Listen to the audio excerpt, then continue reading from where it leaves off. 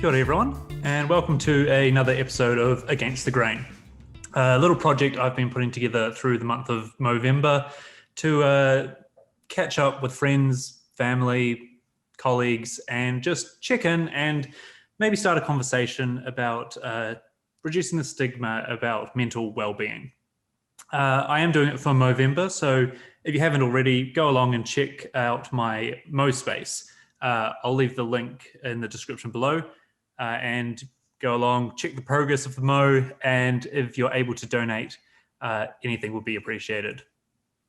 Today on the show, we have a friend made through science. My wife, Brady, has been going to Monash to do her PhD, and through that, I've met a lot of people. This guy is wonderful. He's brilliant. It is Frank Oliver. Hey. That's such a nice introduction. I think I'm blushing.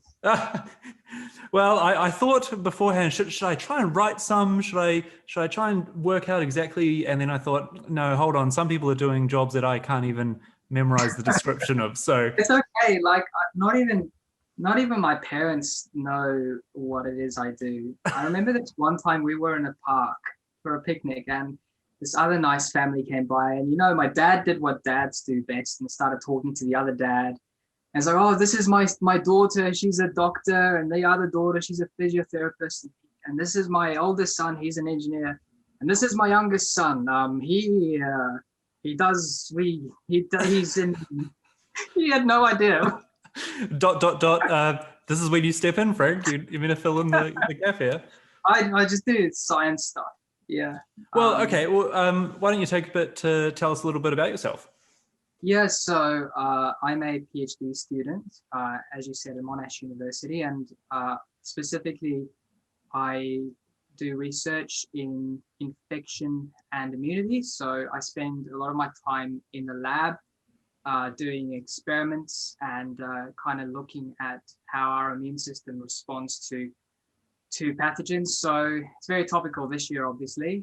And yeah, other than that, I like music. I like cricket and running. And yeah, that's probably me in a nutshell. Summed up really nicely. So this year, you said, does that line up with your studies? Are you going to be one of our saviors coming up with the cure to this thing, or No, I'm not. No, so I specialize in fungal pathogens, which is something that we should also be thinking of. I don't want to be Mr. Bad News guy, and be even more depressing. But although fungal infections in hospitals that are hard hit with COVID are a big deal, and it does look like as people who are immune compromised increase, that increases the population of people susceptible for really serious fungal infections. So it's relevant. I think that from my point of view, sort of the pandemic, I suppose, is interesting from an academic perspective. But yeah, unfortunately, I'm not going to be making a vaccine. So on that, you... Has it made your research, if it's the wrong word, but exciting? Has it drawn attention to what you're doing, or is it increased the funding, or?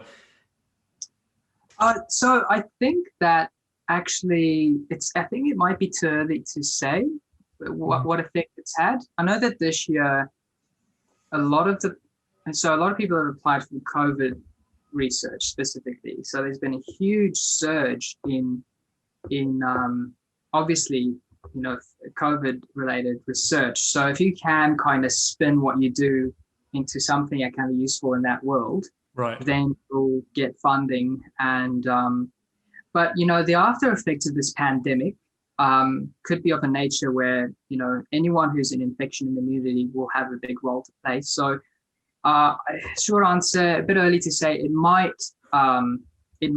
make what we do more important eventually. Right. But right now, what we do isn't having a direct impact. Sure. So fungal and infections, was this a 10-year-old Frank going, you know what I want to do when I grow up? Or how did you get yourself into, what is it now? It would be, must be 9 years of study or Yeah, something? yeah. Oh God. What And led you down this path? so look, I spent ages in uni not really knowing what I wanted to do. I did start with biomedical sciences and kind of thought that I might go into a research field, but finding within the research sphere what interests you is quite challenging. I grew up very curious. I think everyone is born curious, and for me, it's something that I kind of always held on to. High school, I was very passionate about biology, physiology, and yeah, I kind of kept that going, throughout university. And I, when I eventually got to the point where I could make a start in a research setting, I started doing research on fungi. They are fascinating, and there's so much for us to find out about fungi. And I really wanted to do a biomedical science fungal Right. project. And yeah, I realized, so I did all my undergraduate research in New Zealand, and I realized that maybe doing a PhD in Australia would be the right move. And I found the right supervisor for that, and made a start here in Australia. So it's hard to say. There's probably not a single moment where I decided, yes, this is the thing for me. I guess it's options laid out as you chose the next one and the next one, and it led to this. Yeah. Like I'm very much the sort of person that I'm kind of open to what opportunities present themselves, and Sure. I don't kind of. Some people have like a goal of what they want to be in 10 years from now, and I can't really think that way. I've kind of just gone where the opportunities are and let that kind of shape what I do somewhat. So yeah. No, that's great. And if you're liking what you're doing, then you've obviously followed the right path. You did mention, going through uni, it had its challenges, as I imagine anything does. But how did you cope with that as a student, or was it? Yeah, like for me, undergrad was a huge challenge because I realized at some point that for me, because we have that sort of student income that we get from the government, Right. that wasn't, living in Auckland, that wasn't covering nearly enough of my living expenses. So I had to start working part-time jobs to support myself financially, and I realized that I just couldn't work part-time and study full-time. So I had to switch to part-time study for a number of years, and Right. I worked all sorts of jobs. Sorry to interrupt. Was that a hard decision to change to part-time? I imagine, again, and I'm only speculating here, but I imagine in the science field, it's very much, you need to get it done. You need to be the top of your game, and you need to do it in this many years so you can move on to an honors, move on to a PhD. Yeah, I imagine how was very changing to yeah, part-time? very difficult. I think I realized at some point, look, to get in to qualify for scholarships, etc., you have to be top of your class. You have Right. to be performing MBAs, A pluses, and to do that, I mean, I didn't have the time Yep.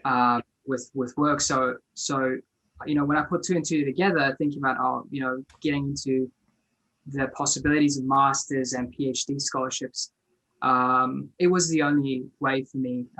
It was a tough decision, and it was a grind for a long time, but I think I'm very grateful for that experience. Yep. It was like I learned a lot outside of my studies as well, like doing all sorts of other jobs and meeting Sure.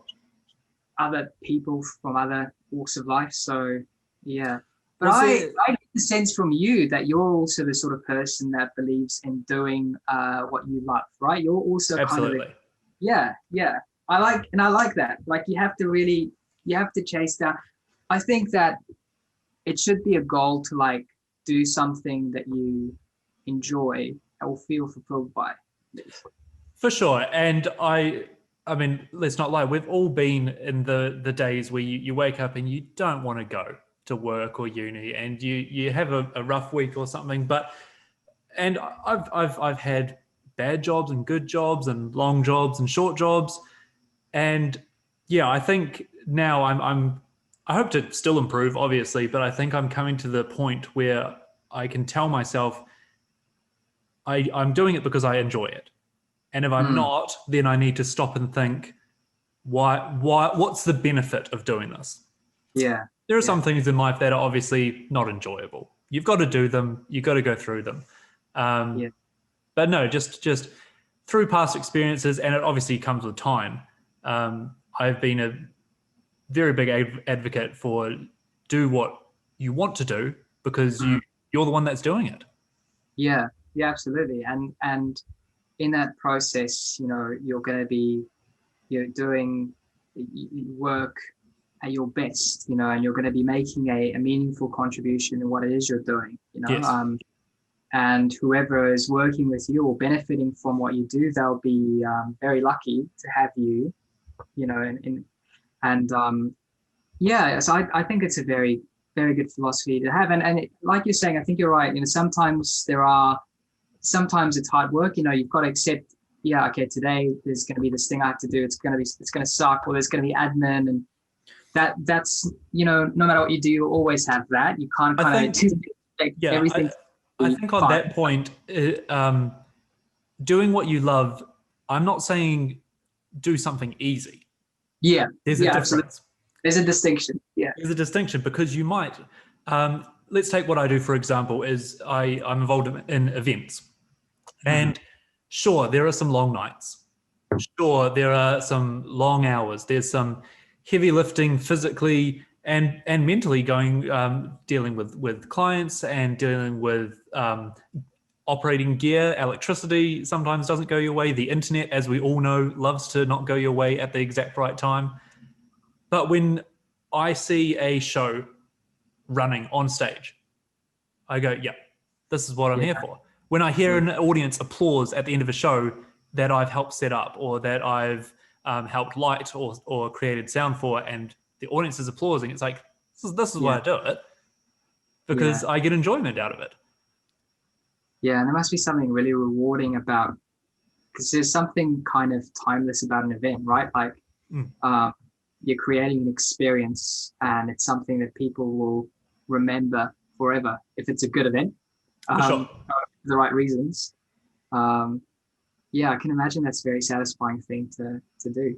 And I imagine it translates to something working in the lab. There might be 10 failed experiments and you're pulling your hair out because something's not working. But I imagine when something does the right thing or changes to the right color, there's celebrations. Everyone is, it's the hard. Yeah, I can tell that you listen to your partner, because that's the experience. 99% of what you do in the lab fails, and that's sometimes very hard to accept when you kind of have to motivate yourself by lying to yourself and saying, oh, this is going to work perfectly, because you've got to do what you do. You've got to do a good job. You've got to try your best. It has to be good work, and that's difficult when it's probably going to fail. But I tell you what, there's nothing like that feeling when it works and you see something that literally no other human being has seen ever in the history of time. That's science. That's exploring. You're making observation that's never been done before, and that's exhilarating and very rewarding. No, that's awesome, and it's cool to see someone, like, it even lights up your voice when you talk about it. Same with Brady, when it just, you can see that excitement bubbling. But if I just jump back on a point there, there is a lot of failures. There's a lot of things trying and not working. Do you think, well, personally, does that take a toll on you sometimes? Or how do you, how do you deal with it going, okay, it failed, and it's obviously not easy at the time and moment to just go, oh, that's all right, I'll just fix it next week. Like, I think when something doesn't work, it almost reflects on yourself internally. Yeah. I think it's tough for um, the first 2 or 3 years that you do it, particularly for newcomers. I think a lot about sort of honor students or people who start their sort of lab journey, and you'll learn and you'll put in a lot long hours, and it won't work. And the thing that happens is you put some hope on something. It's Right. impossible not to get excited, and and then you go back the next day, and you've got this excitement and this adrenaline as you're walking up to the incubator. You open it and it's just a mess, and Right. it's a huge disappointment. But I started doing research work in about, I think, 2015. So just Okay. volunteering slash working as a research assistant. So I learned a while ago that you basically have to do experiments, and you have to kind of not get your hopes up at all. You have to kind of not expect anything, and you have to try to react once you see the result, and then kind of either be happy or sad. I think that it's sort of, for me, that was a big adjustment, because I'm definitely an optimist by nature. For sure. Um, and this has been a really bad year for optimists, by the way. Oh but yeah. oh God. Yeah, so that was a big adjustment, because I am just optimistic. I do like to expect the best, and yeah. Now I think in the lab, I the positive from that is that you do build some resilience, I think, and Sure. you do learn how to proceed with caution, and to kind of yeah. I don't. Does that answer your question? Yeah, just so that resilience and that caution. Did you find? I mean, I suppose you can only speak for yourself or what you've viewed with others. Did you find you had to build that yourself, or were there people there guiding you through, going, "Look, it's okay. This happens. Let's try again," or "This is why it didn't work." Or was it up to yourself to kind of go, "I've got to push myself through this"? Yeah, Yeah. just how did you build that resilience? Well, Was there it were people. guidance? Yeah, there were people, I think, and it definitely helped. My first lab in New Zealand, I had a lot of, I made a lot of friends, and they all had their own experiments going, and every day we would go and have coffees, Right. uh, and everyone just complained.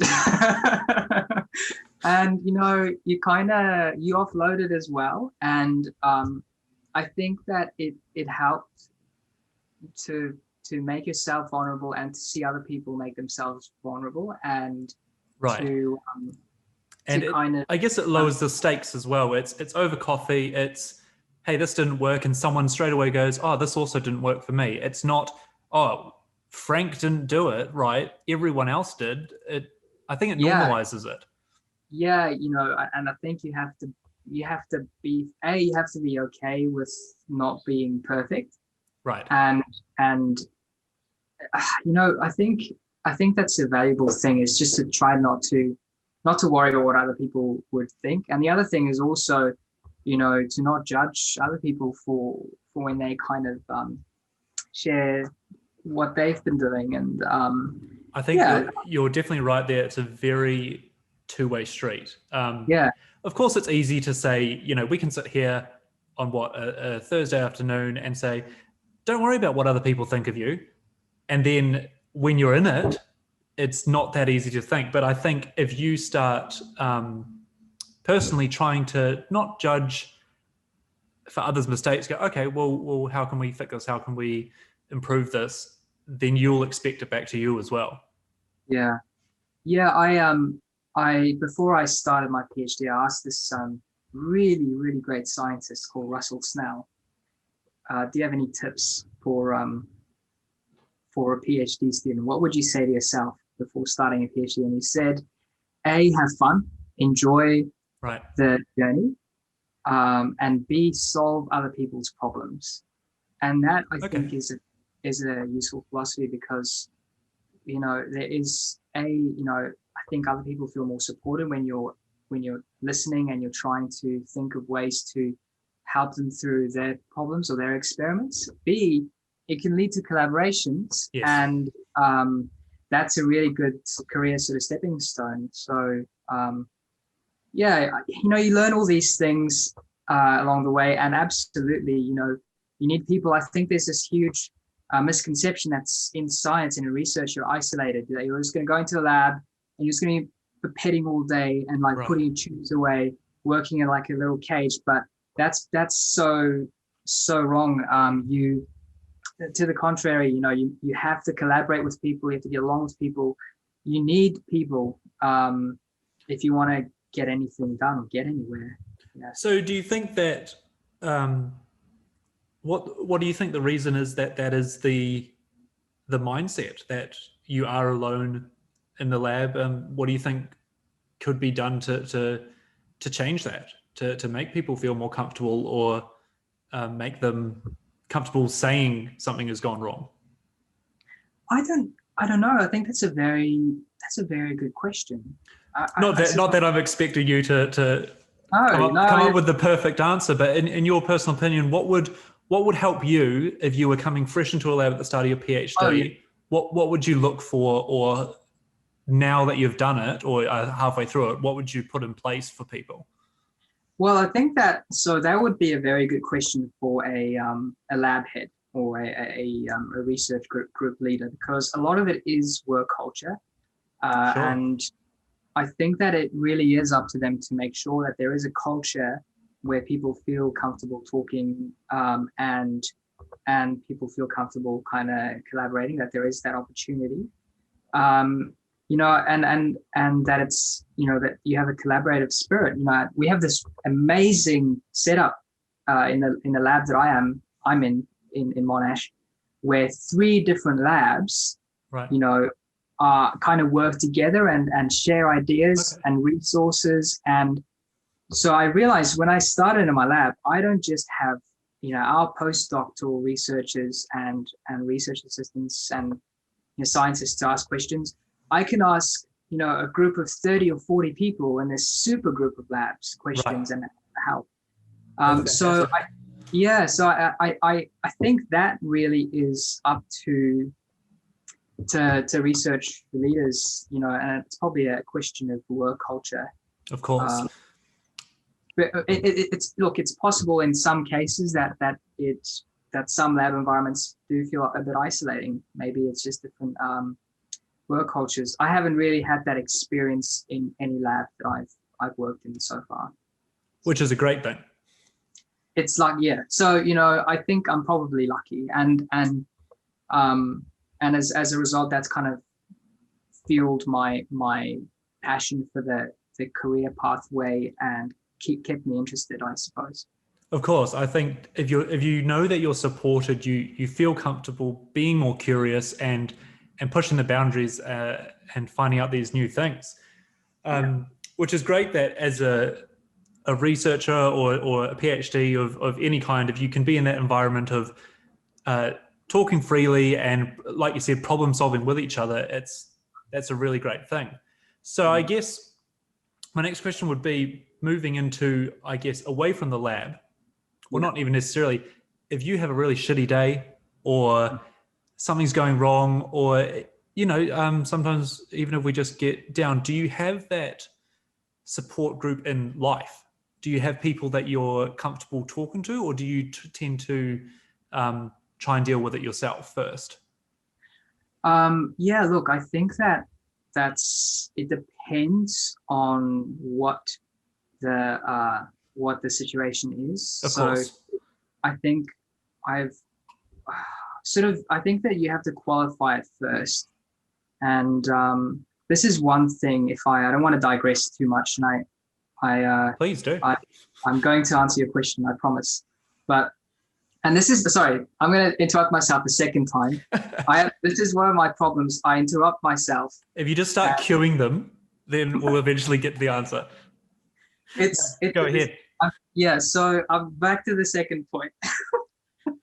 So I think this is something that men can do better. I think that, so one of the things that I think men struggle with is qualifying what it is they're feeling. So we're much more likely to say, I am having just a rough day, or that was a bit of a feeling stressed. That's a common one, or feeling like, oh, that was a tough patch, and we're not likely to qualify what it is. Is it anxiety? Is it depression? Is it feeling jealous or angry? So, and it's important because, each of those things will require different actions, I suppose. Yes. And also just saying it and acknowledging it for what it is already helps you understand it better, and helps you work through it a bit better. So back to the first point. Back to the first. Just on that before you continue, I think you're right. Is whether you're saying it out loud or maybe you're journaling it or you're just talking to a mate about it. I think once you name it, it becomes a lot easier to figure out a solution. But I think, and it's something I struggle with as well, is when you're hitting the ones like, oh, I'm angry at this, or oh, I'm really jealous that so-and-so's bought a house or something. Those seem a bit more, I guess, trivial. When you're like, why am I getting upset about this? This doesn't warrant a conversation or a coffee to talk over. And you struggle, well, I struggle with when you get up to the bigger ones, like you said, anxiety, depression. I think because they're big hitting names, and you don't feel like you want to be like, oh, I'm feeling a bit depressed because, oh, there must be someone out there that is actually, I don't want to claim that I'm that when I might just be, oh, I probably just need sleep. And I think you start pushing it away because you're like, I don't want to claim that word to try and find a problem. Yeah. I want to ignore that word and hope the problem goes away. Yeah. So, I mean, there's a number of things there. I think the first thing is there's no hierarchy of emotion, and there's no hierarchy of experiences in mental health. So,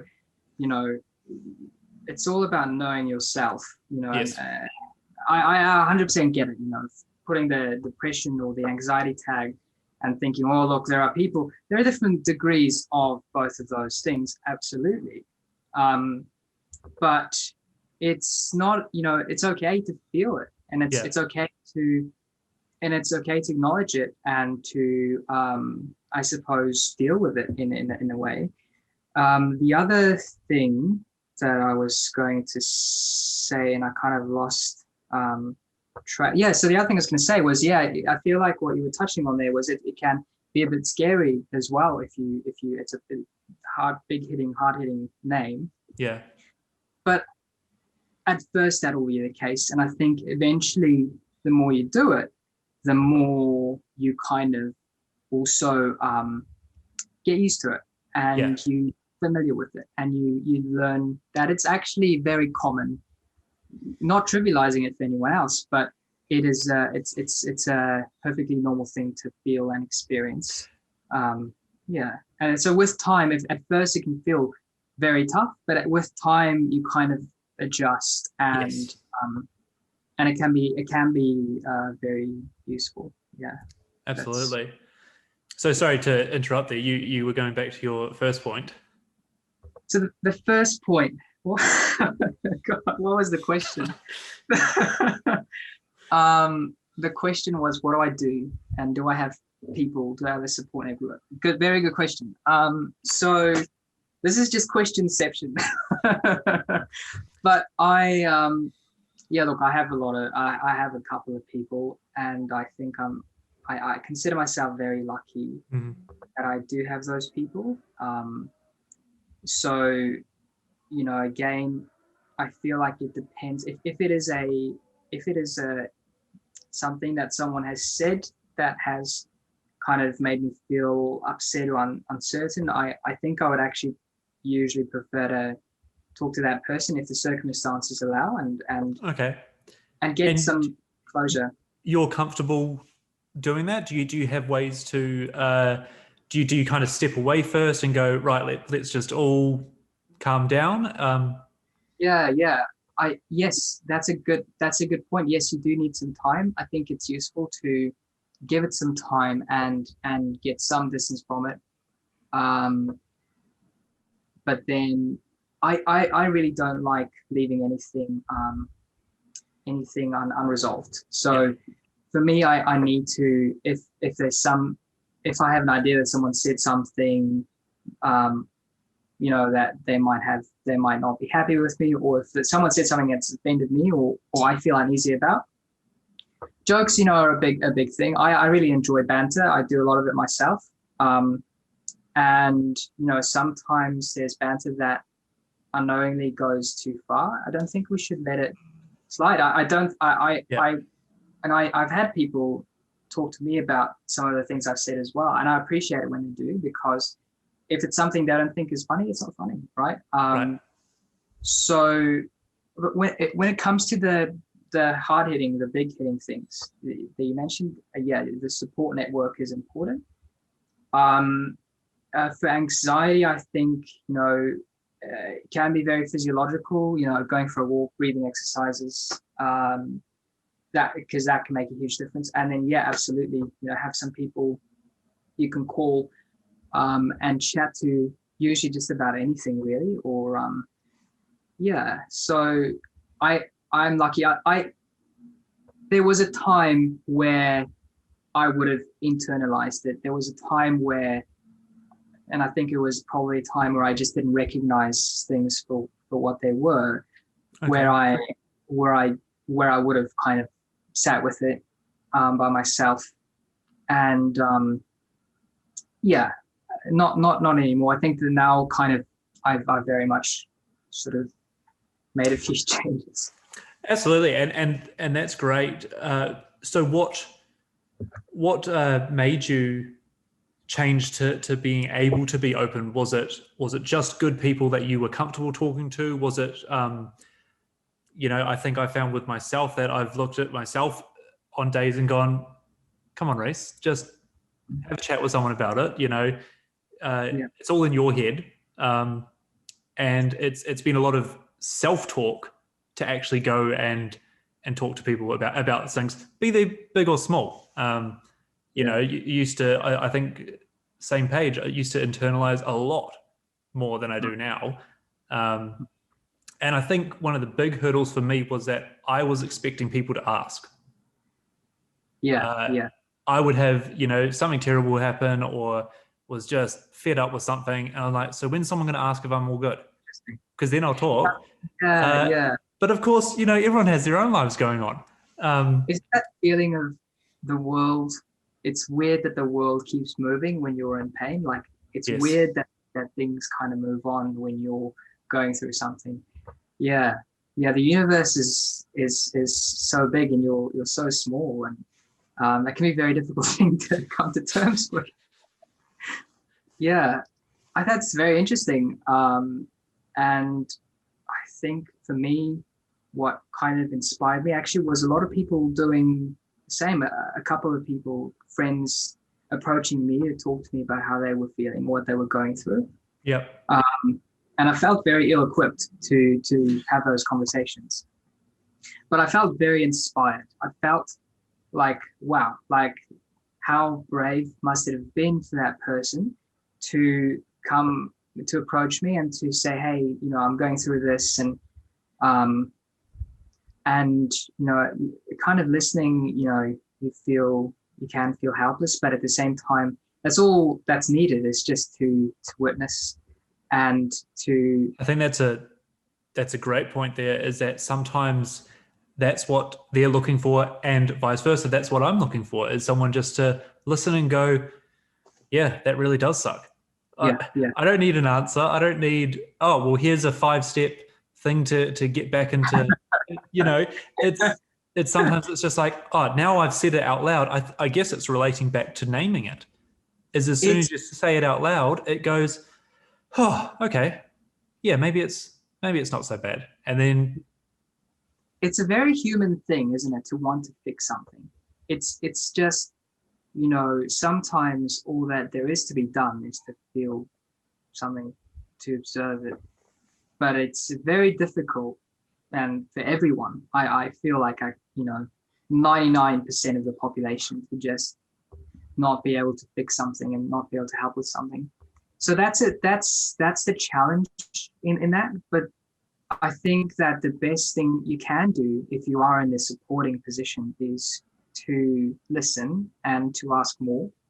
And I mean, but isn't it great, Reese, that thinking about the fact that by approaching someone about, by going into your support network, you might actually be making them feel more comfortable about doing the same within their support network.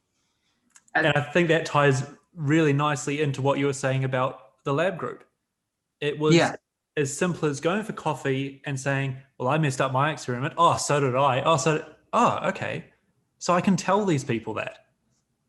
Wow. Yeah. It opens it up really nicely. Yeah. No, yeah, 100%. And I think that that's what we should all be kind of moving towards. And if you can play that role in someone's life, I think that's a wonderful thing. But yeah, form a little network of people you can chat with and trust. I've been very blessed, in family and in professional settings to have those people. Very often people just approach me, and I think for PhD candidates it's easy. You ask them when it's around the milestones, when it comes down to those big reviews at the end of the academic research year. You ask them because that's a tough time. So I think I'm very lucky, and being a slightly older man now, in my PhD, I have more often than not kind of been very open to talking to whoever asks and being very transparent. I think that's important if you are in a position to be transparent. Yes. And paying it forward. Yeah, absolutely. Yeah. If you give the support to the next person, they'll most likely reach the end of their PhD and go, oh, this new person coming in, I'm going to support them like my supervisor did me, or so on and so forth. Yeah, because you are in a position of strength and you are lending a little bit of that strength to someone else. Yeah. Which is a beautiful thing to do. If you can do it, you should do it. Why wouldn't you? Absolutely. If you're in a position of strength, lend that strength to someone else. Well, if that's a quote to end on, I don't know what else would be better, but I think we'll wrap things up for now. Thank you so much for taking the time out to have a chat. Really appreciate it, and appreciate you as well. Yeah, man. Thanks for doing this. Really appreciate it. So, like I said to everyone, if you want to go visit the Mo space, I'll leave the link in the description below. Otherwise, we'll catch you on the next one. Thank you, Frank. Thanks, everyone, for watching. Catch you later. Yes.